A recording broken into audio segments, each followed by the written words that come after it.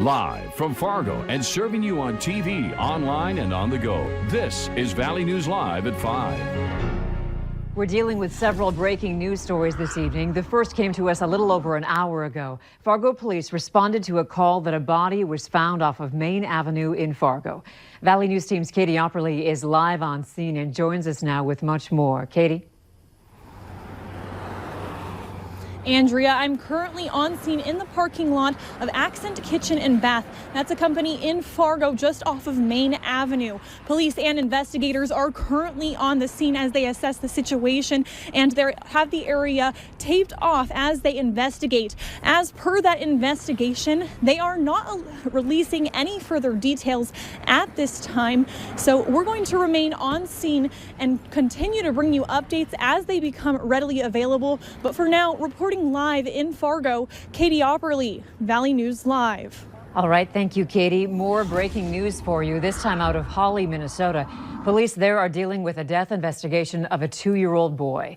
According to the Hawley Police Department, authorities responded to the 500 block of 5th Street Wednesday for a medical situation with a child.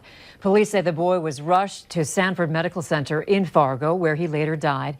The body was sent to Grand Forks for an autopsy, and the results are pending. This also is an ongoing investigation, so stick with Valley News Live and our app for updates. One woman is now in jail in connection with the death of a 15-year-old boy in Grand Forks.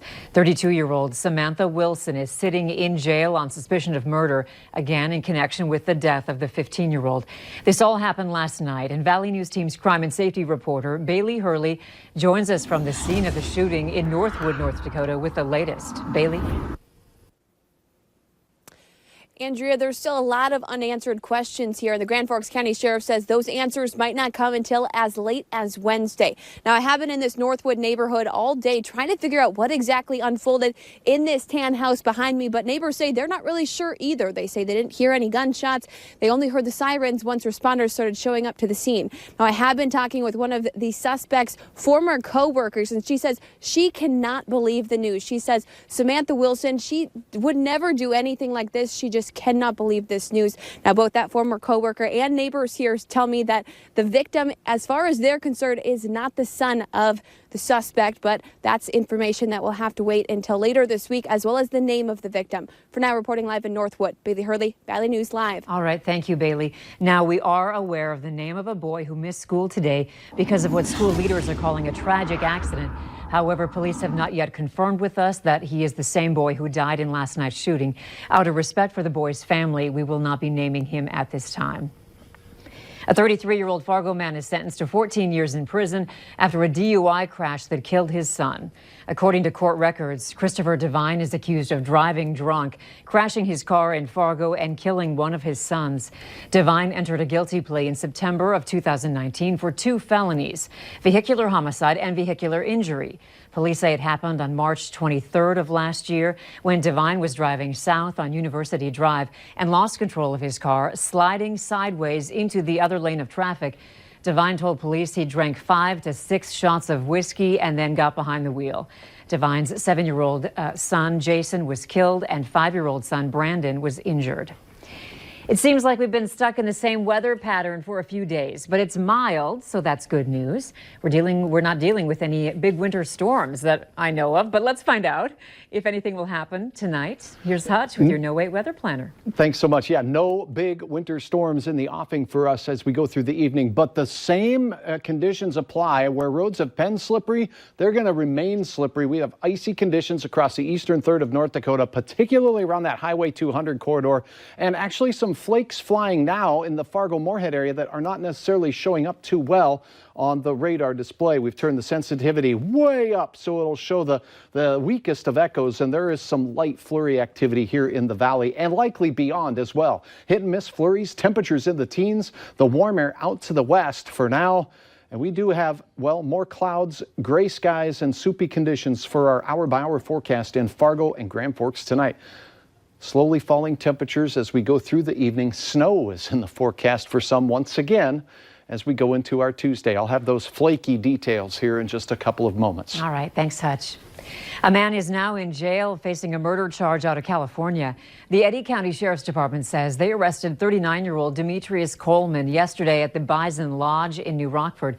Authorities set up a perimeter before they arrested Coleman, but the woman he was with took off. She is also wanted in connection with the murder. She is described as a Hispanic woman, about 5 feet 2 inches tall, and goes by the name Miriam or Alma Ahumada. Authorities say she's not considered dangerous. If you have any information on her, you can call police. A man is now in jail after leading police on a high-speed chase in a stolen vehicle in Moorhead. 26-year-old Joshua Ivanoff is in jail for possession of that stolen vehicle and unrelated warrants. He left a Moorhead gas station in a stolen vehicle and led police on a high-speed chase that was eventually stopped for safety reasons. He was later arrested and the stolen vehicle was found in Fargo. Fargo police are alerting the community to a scammer claiming to be law enforcement. Police say they have received multiple calls regarding a scam where the person calling is from a spoofed Fargo Police Department phone number. The scammer claims to be with Fargo PD or a DEA representative calling about the person's social security and and a warrant. They ask for payment over the phone. Authorities say do not provide them with any information and hang up immediately. U.S. Customs and Border Protection says its officers seized $900,000 in counterfeit money from the International Falls port of entry.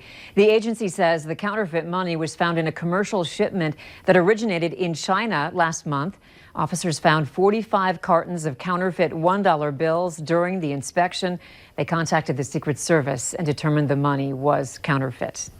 President Trump and Israeli Prime Minister Benjamin Netanyahu are hoping an end is in sight to the Israeli-Palestinian conflict. Both leaders met at the White House today to discuss a Middle East peace plan. President Trump commented on the peace plan, saying that Palestinians should like it and that he will provide details tomorrow at noon. So tomorrow at 12 o'clock, we'll be announcing a plan, and it's a very big plan. It will be a suggestion between Israel and the Palestinians. It's the closest it's ever come, and we'll see what happens. We have the support of the Prime Minister. We have the support of the other parties. Today's meeting comes as President Trump's impeachment trial continues in the Senate, and the Israeli parliament holds a hearing to discuss Netanyahu's request for immunity from criminal corruption charges. Investigators are still trying to figure out what caused a helicopter to slam into a California hillside on Sunday. The wreck killed everyone on board, including sports icon Kobe Bryant, his daughter, and 7 others. The mourning continues for many nationwide, including the NDSU basketball team. Valley News Team's Kelly Hubbard talked with the players who say Bryant's legacy will live on. There's just no words for it. Like, he's a superhero. Superheroes don't die. 18-time All-Star with 5 NBA titles. You guys will always be in my heart. And the man Bryant was outside of the game. Vanessa, you holding down the family the way that you have. I can't. There's no way that I could thank you enough for that. Are just some of the many reasons why basketball players at NDSU looked up to the basketball legend. When you think about basketball, one of the guys you think about is Kobe Bryant. And so as long as the game of basketball is played, I think his name will always be brought up in any kind of form or shape. You know, growing up, it's my idol, man. It's just hard to believe.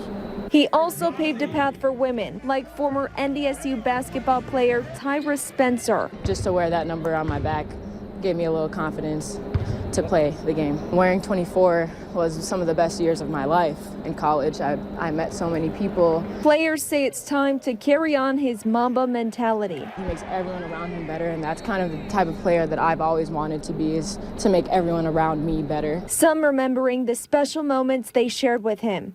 I'll never forget, man, after the game,